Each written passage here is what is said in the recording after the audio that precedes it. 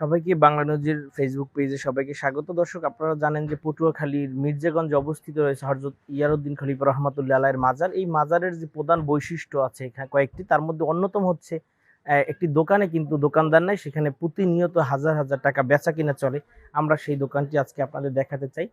এই দোকানটি হযরত ইয়ারউদ্দিন খলিফা রাহমাতুল্লাহ আলাইহির স্মরণে করা হয়েছে। তিনি, আমরা যেটা জানি বা স্থানীয়ভাবে জনশ্রুতি আছে যে তিনি অত্যন্ত সহজভাবে জীবদ্দশায় পেশায় অত্যন্ত সহজ সরল এবং স্বচ্ছতার সাথে ব্যবসা পরিচালনা করতেন। তিনি কখনো কোনো ক্রেতাকে বিক্রয়যোগ্য যে মালামালগুলো পরিমাপ করতে দিতেন না, মানে মেপে দিতেন না।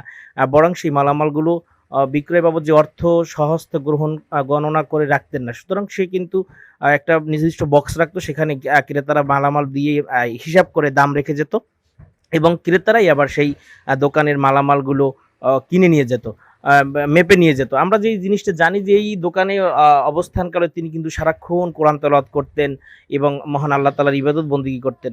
আপনারা জানেন যে কোনো ক্রেতা যদি এই আমাদের ইয়ারউদ্দিন খলিফার কাছে আসতো, যে অগোছরে বা ইচ্ছার পূর্বে যদি কোনো মালামাল বা মূল্যের অতিরিক্ত মাল নিয়ে যেত, সেক্ষেত্রেও কিন্তু বাড়ি পৌঁছে তিনি লক্ষ্য করতেন যে সেই যে বাড়তি মালামালটা নিয়েছেন সেই মালামালটা কিন্তু তার ব্যাগে বা তার থলেতে নেই। এরকমের কিছু জনশ্রুতি আছে এখানে।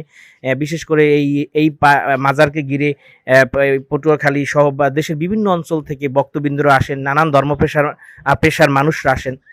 তারা তাদের মনের বাসনা পূরণের জন্য ইয়ারউদ্দিন খলিফার রহমাতুল্লাহ আলাইহির মাজারে তারা তারা দান সদকা করেন।